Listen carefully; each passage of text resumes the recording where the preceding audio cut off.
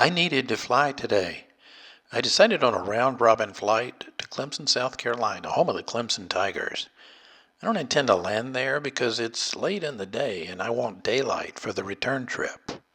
This picture shows you the route that I took, and now I'll give you the blow-by-blow account of what happened.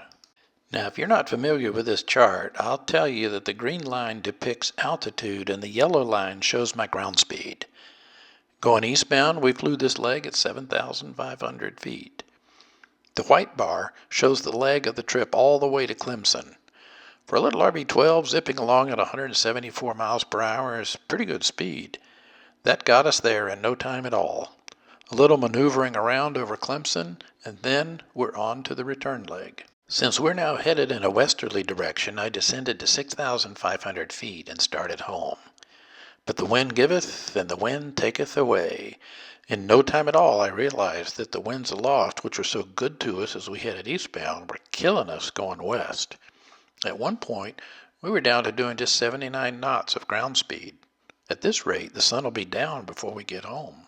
The lowest I felt I could go was 4,500 feet because of terrain. At least the winds here should be less. Adding a little more power, and now we're able to do between 110 to 120 miles per hour of ground speed. We did make it home before dark. So now it's show and tell time with a view from the cockpit.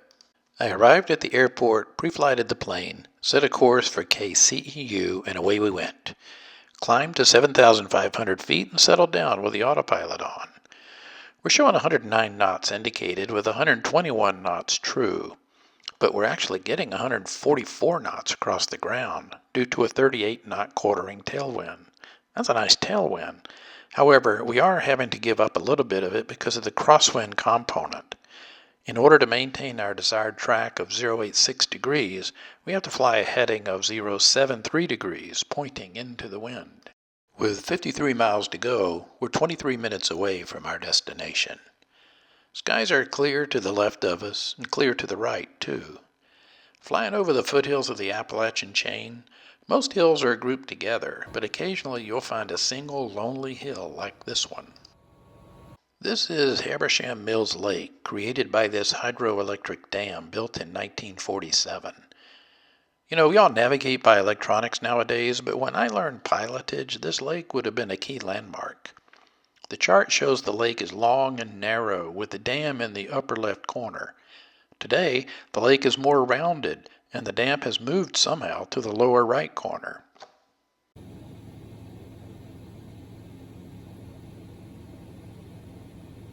Almost there, and Clemson comes into view ahead.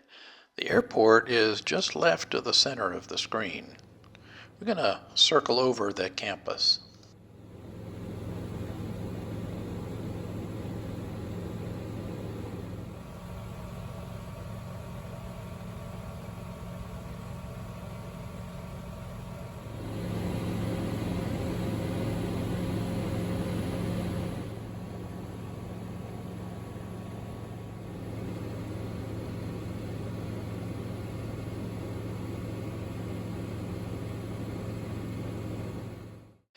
For you Clemson Tiger fans, there's your football stadium.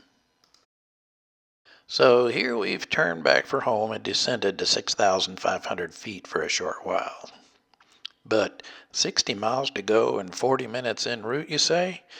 I started descent to 4,500 feet in the hopes of better winds aloft there. Level now at 4,500, we have 44 miles and 26 minutes to go. That's a little bit better.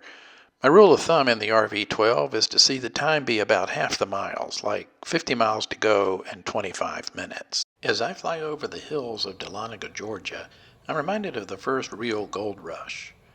Most people know the California Gold Rush of 1849, but many do not know that the first real one happened here 20 years earlier. Benjamin Parks was out hunting deer when he tripped on a rock. When he looked closer at the rock, he discovered it was full of gold. Within a year, there were 15,000 miners in these hills looking to make their fortune. Some panned for gold in the streams, and others used dynamite in underground mines. Landing back at home, I found this gold mine myself. This is a 2007 EA500 Eclipse jet, one of the first in the category of VLJ, or very light jet. Certified for single pilot operation, it carries 6 people at 41,000 feet and 430 miles per hour. A little research into Eclipse Jet, though, tells a sad story of business failure and bankruptcy. Apparently, though, after 5 years of being dormant, production of this jet has resumed in 2023. This is a Rockwell Commander. Seats 4, cruises at 163 knots. It has a distinctive feature in its cruciform tail. Initially made by the same company that built the twin-engine Aero Commander, the rights to this design were ultimately sold to a startup company, Commander Aircraft.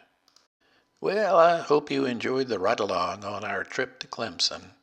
If you like these little excursions, be sure to subscribe to the channel.